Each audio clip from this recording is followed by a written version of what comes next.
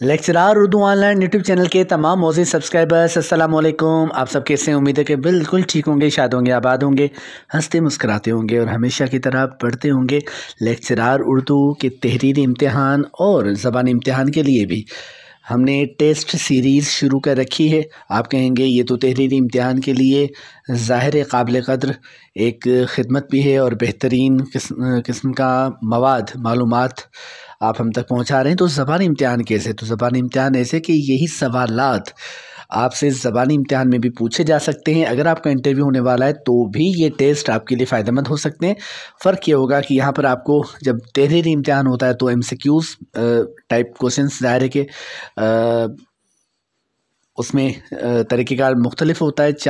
چار آپشنز دیے جاتے ہیں اور اس میں سے درست آپشن کا انتخاب کرنا ہوتا ہے، لیکن جب زبانی امتحان ہوگا تو ظاہر ہے کہ آپ کو آپشنز نہیں دیے جائیں گے۔ اسی لیے میں کہتا ہوں کہ آپشنز پر غور نہ کیا کیجیے، سوال کو سمجھ کر اس کا جواب یاد کیا کیجیے تاکہ آپ کو حقیقتاً درست جواب تک رسائی آپ کی ممکن ہو سکے جب بھی جہاں بھی آپ کوئی بھی ٹیسٹ دیں۔ اس سلسلے کی 32 ویڈیوز اس ویڈیو کے ساتھ مکمل ہو جائیں گی اور آج کی ویڈیو کے ساتھ 16 مکمل ٹیسٹ آپ کے لیے اپلوڈ ہو چکے ہیں۔ ٹھیک ہے جی، تو چلتے ہیں آج کی ویڈیو کی طرف۔ شہادت الحقیقت، خوش نامہ، خوش نظر اور شرح مرغوب القلوب۔ اچھا، یہ کتابیں کس کی ہیں؟ یہ کس کی کتابیں ہیں؟ بابا فرید، شاہ حسین، خوب محمد چشتی، میرا جی شمس العشاق۔ درست جواب ہے میرا جی شمس العشاق کی کتابیں ہیں شہادت الحقیقت، خوش نامہ، خوش نظر اور شرح مرغوب القلوب۔ کسی کے خیالات، الفاظ یا تحریر کو اپنا ظاہر کر کے اپنے کلام یا تحریر میں شامل کرنا ادبی اصطلاح میں کیا کہلاتا ہے؟ آسان زبان میں اس کو کیسے بیان کریں گے؟ جب ہم کسی کا کوئی جملہ، کوئی اقتباس، کوئی بات، کوئی اس طرح کی بات کتاب میں سے ہو، افسانے میں سے ہو، مضمون میں سے ہو، اس کا نام ظاہر کیے بغیر اپنے کلام میں، اپنی تحریر میں استعمال کریں گے تو اس عمل کو ادبی حوالے سے کیا کہتے ہیں؟ توارد، سرقہ، تدوین یا ترمیم۔ تو اگر ان اصطلاحات سے آپ واقف ہیں تو آپ جان جائیں گے کہ سرقہ کہتے ہیں اسے، کیونکہ توارد ایک اور چیز ہے، تدوین تو بالکل الگ چیز ہے، اور ترمیم کا مطلب آپ جانتے ہیں کہ اس کا تو اس چیز سے تعلق نہیں ہے۔ تو جب ہم کسی کے خیالات، الفاظ یا تحریر کو اپنا ظاہر کیے بغیر اپنے کلام میں، یعنی اپنی تحریر میں، اپنے مضمون میں اس کو استعمال کریں گے تو ظاہر ہے کہ ادبی حوالے سے وہ تخلیق نہیں ہوگی، اسے ہم کہیں گے کہ یہ سرقہ ہے، آپ اسے ادبی چوری کہیں۔ اچھا، سلہٹ میں اردو، عبد المجید بسمل کی کتاب ہے۔ یورپ میں اردو کس کی کتاب ہے؟ پنجاب میں اردو، سندھ میں اردو، اس طرح کی چیزیں آپ نے سنی ہوں گی، لیکن آپ یہ دیکھیے کہ یورپ میں اردو کس کی کتاب ہے؟ جی جناب، تو یورپ میں اردو، آپ نے کتاب کا نام سنا، بتائیے یہ کتاب کس کی ہے؟ خاطر غزنوی، ڈاکٹر رؤف پاریک، ڈاکٹر آتش درانی یا آغا افتخار حسین؟ آغا افتخار حسین کی کتاب ہے یورپ میں اردو، سندھ میں اردو، پنجاب میں اردو، دکن میں اردو، یہ تو آپ نے نام یاد کر رکھے ہیں۔ مشرقی بنگال میں اردو، بنگال میں اردو، تو یہ بھی یاد رکھیں کہ یورپ میں اردو بھی ایک کتاب ہے جو کہ لکھی ہے آغا افتخار حسین نے۔ انعام الحق کوثر کی کتاب بلوچستان میں اردو 1968 میں شائع ہوئی۔ یہ تو پتہ چلتا ہے ہمیں کہ بلوچستان میں اردو کس کی کتاب ہے، یہ یاد رکھیں، انعام الحق کوثر۔ ٹھیک ہے، کب شائع ہوئی؟ 1968 میں۔ ڈاکٹر شاہدہ بیگم کی کتاب سندھ میں اردو کب شائع ہوئی؟ ڈاکٹر شاہدہ بیگم کی کتاب سندھ میں اردو کب شائع ہوئی؟ 1939، 1952، 1961، 1980۔ ٹھیک ہے جی، تو درست جواب ہے 1980۔ اچھا، یہاں پر ایسے معزز سبسکرائبرز، ایسے اچھے اسٹوڈنٹس سے مخاطب ہوں جو یہ کمنٹس کرتے ہیں، مختلف کمنٹس کرتے ہیں، اور ہمیں احساس ہوتا ہے کہ آپ ویڈیو دیکھتے ہیں اور مکمل دیکھتے ہیں، بہت شکریہ اس حوالے سے۔ اچھا، ایک بات یہاں پر کرتا چلوں گا، وہ بات کیا ہے کہ کسی نے یہ کہا تھا کہ جناب آپ اپنی ویڈیوز میں معروضی کتابوں کے لیے معروضی کتابوں کو اتنا گیا گزرا نہ بتایا کریں، اور معروضی کتابوں میں بھی یہی سوالات ہوتے ہیں جو آپ بتاتے ہیں۔ ٹھیک ہے جی، اگر آپ کہتے ہیں تو مان لیتے ہیں ایسا ہوگا، اور اگر اس طرح کی کوئی کتابیں ہیں جن سے آپ کو فائدہ ہو رہا ہے، آپ ان کو کتاب کا درجہ دیتے ہیں۔ ایکچولی ہر شخص اپنے تجربے اور اپنی جو نظر کی گہرائی سے چیزوں کو دیکھتا ہے۔ جہاں سے میں دیکھ رہا ہوں یقینی طور پر آپ نہیں دیکھ سکتے، اور جہاں سے آپ دیکھ رہے ہیں اور ظاہر ہے کہ میں نہیں دیکھ سکتا۔ تو چونکہ یہ پلیٹ فارم میرا ہے، اور یہاں پر میں ہر اس چیز کے متعلق بتاتا ہوں جس کو میں اچھا سمجھتا ہوں، ہر اس چیز کے متعلق بتاتا ہوں جس نے مجھے فائدہ نہیں دیا۔ تو اسی لیے ذاتی زندگی میں مجھے معروضی کتابوں نے فائدہ نہیں دیا، بلکہ اکثر اسٹوڈنٹس کو نقصان دیا ہے، کیونکہ ان گائیڈس میں جو آپشنس ہوتے ہیں اکثر غلط ہوتے ہیں، اور وہ غلط آپشن ایک نیا بندہ جسے نہیں پتہ جدید تحقیق کا، قدیم تحقیق کا، یا پروف کی، اگر آپ پڑھے لکھے ہیں، آپ نے بہت سی کتابیں پڑھی ہیں، تو پھر تو آپ پوائنٹ آؤٹ کر لیتے ہیں کہ اچھا اس کتاب میں یہ غلطی ہے، اس یہاں پر یہ غلطی ہے۔ لیکن نیا بندہ جب کتاب خریدتا ہے اور وہ امتحان میں بیٹھتا ہے تو اس کے ذہن میں تو وہی آپشن ہے نا جو کتاب میں پڑھا ہے۔ تو میں کبھی بھی یہ منع نہیں کرتا کہ آپ ان کتابوں کو نہ دیکھیں۔ ٹھیک ہے، میں بار بار کتاب کہہ رہا ہوں، اب آپ خوش ہو جائیں۔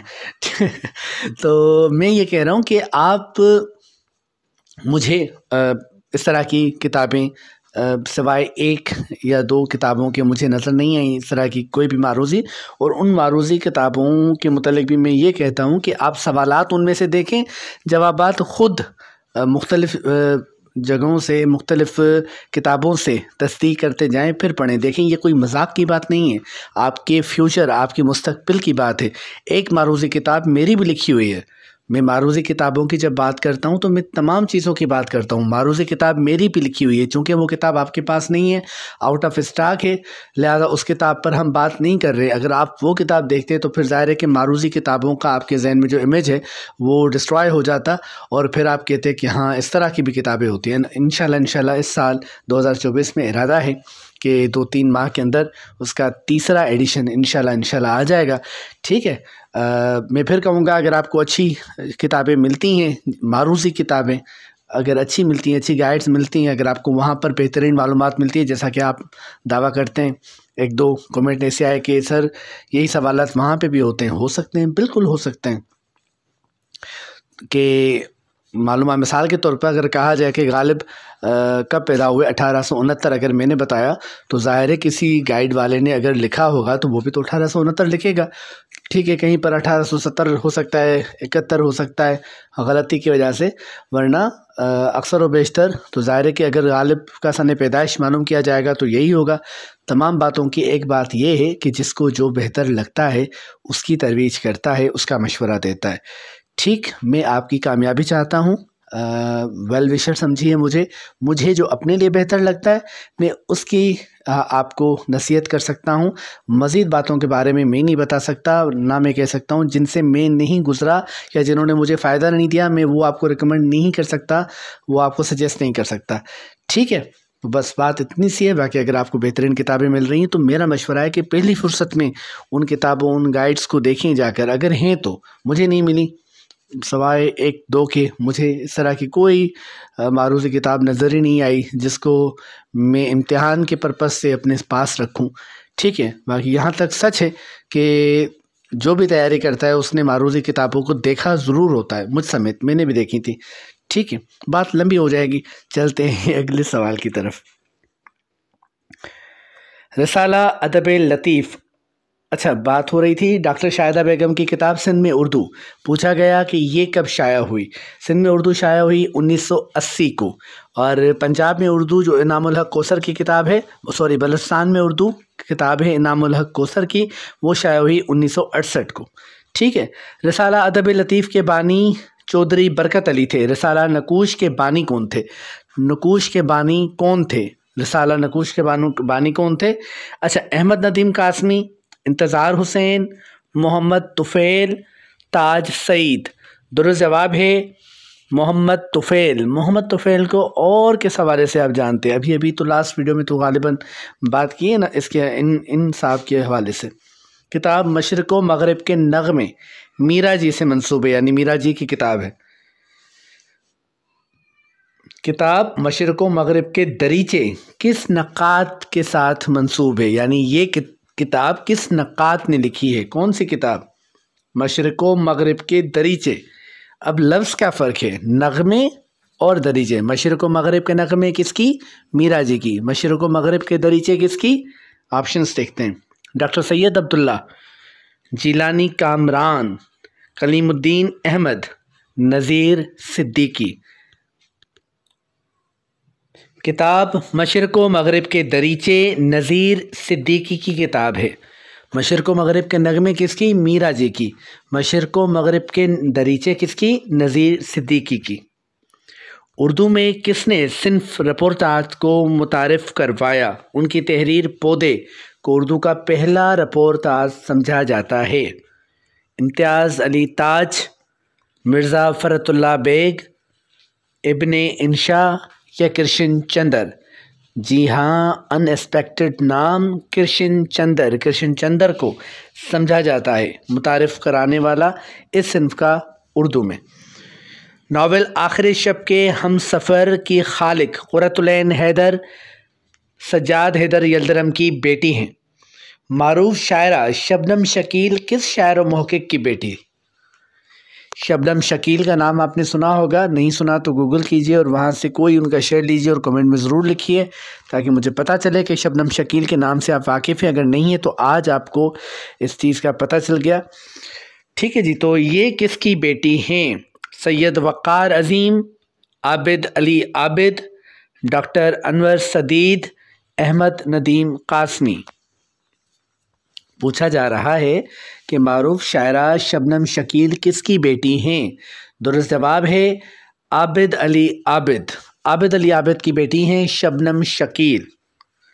افسانہ پیاسا کرشن چندر کی تخلیق ہے۔ ڈپٹی صاحب کس کی تخلیق ہے؟ ڈپٹی صاحب کیا ہے باعتبار صنف؟ یہ بھی افسانہ ہے۔ پیاسا افسانہ کرشن چندر کی تخلیق ہے اور افسانہ ڈپٹی صاحب کس کی تخلیق ہے؟ نام دیکھیے، بلونت سنگھ، اختر انصاری دہلوی، اپندر ناتھ اشک، عصمت چغتائی۔ درست جواب ہے اختر انصاری دہلوی کا افسانہ ہے ڈپٹی صاحب۔ آج فرصت نکالیے اور آج اس افسانے کو پڑھیے اور ساتھ ساتھ پیاسا کو بھی پڑھ لیجئے۔ کرشن چندر کا معروف و مقبول یہ افسانہ ہے اور دیکھیں کہ یہ کیوں معروف ہے۔ جب آپ کوئی چیز پڑھ لیتے ہیں تو وہ ہمیشہ آپ کے ذہن پر نقش ہو جاتی ہے۔ روح ادب جوش ملی آبادی کا شعری مجموعہ ہے۔ روح ادب جوش ملی آبادی کا شعری مجموعہ ہے۔ آتش خاموش کس شاعر کا شعری مجموعہ ہے؟ آتش خاموش شعری مجموعہ ہے۔ بتائیے کہ یہ کس شاعر کے ساتھ منسوب ہے، کس کا شعری مجموعہ ہے؟ عابد علی عابد، ڈاکٹر وزیر آغا، میرا جی یا احسان دانش؟ جی ہاں، شاعر مزدور احسان دانش کا شعری مجموعہ ہے آتش خاموش۔ شعر دیکھیے اور مشہور و معروف شعر ہے، لیکن ایک عرصے تک ہم سمجھتے رہے یہ شعر تو غالب کا ہے، لیکن غالب صاحب کا نہیں تھا۔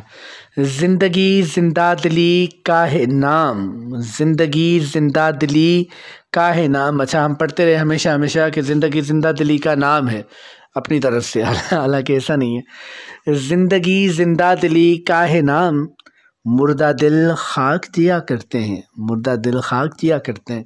تو یہ مشہور و معروف جو شعر ہے اکثر آپ نے سنا ہوگا، ارے بھائی کیوں پریشان بیٹھے ہو، زندگی زندہ دلی کا ہے نام، یعنی یا کہتے ہیں کہ مردہ دل خاک جیا کرتے ہیں، آپ زندگی کو انجوائے کیجئے۔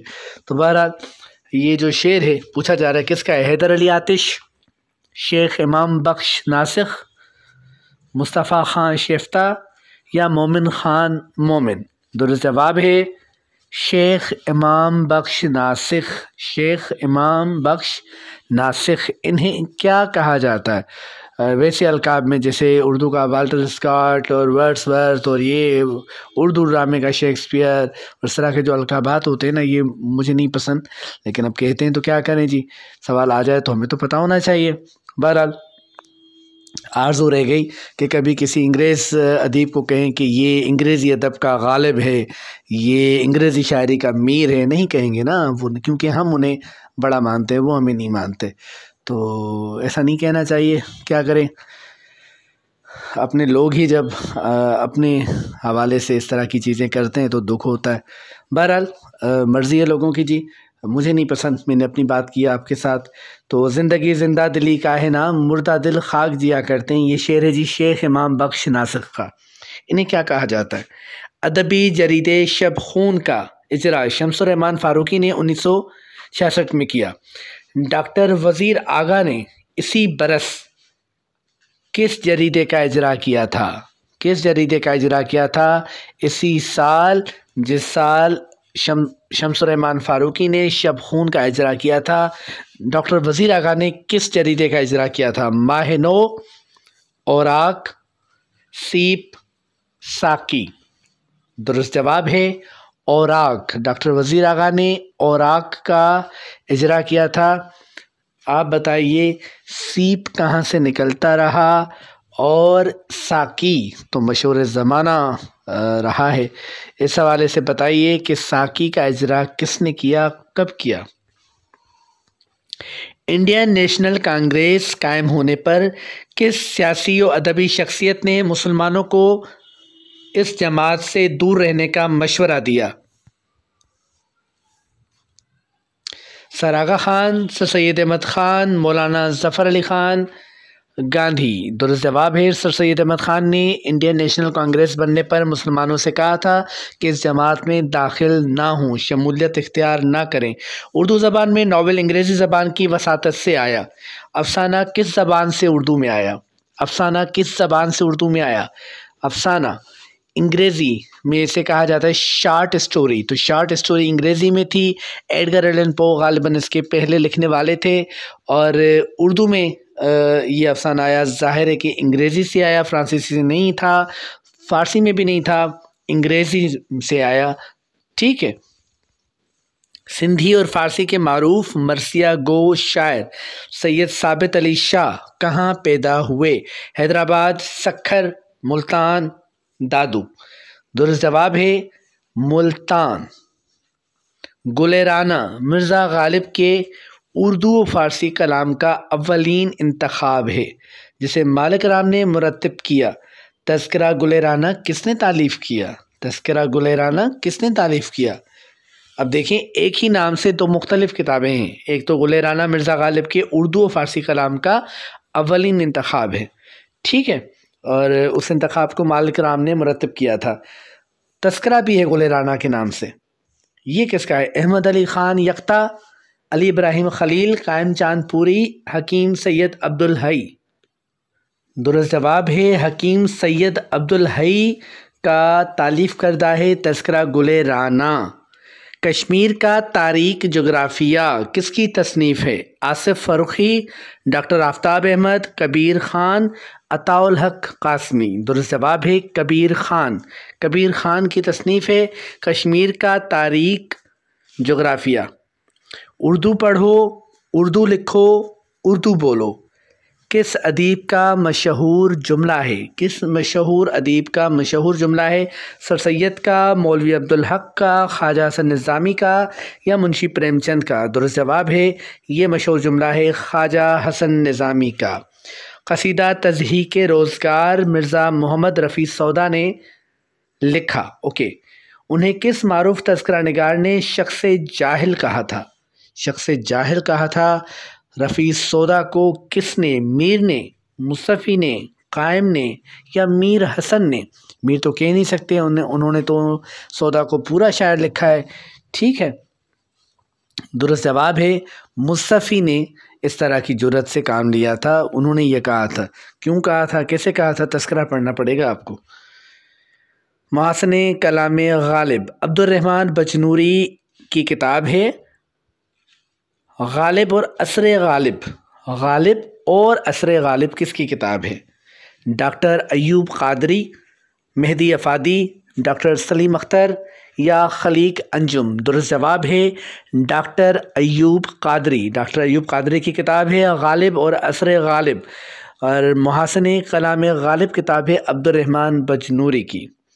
مصفی کو انشاءاللہ خاں انشاء کا حریف سمجھا جاتا ہے، آتش کا حریف کس شاعر کو سمجھا جاتا ہے؟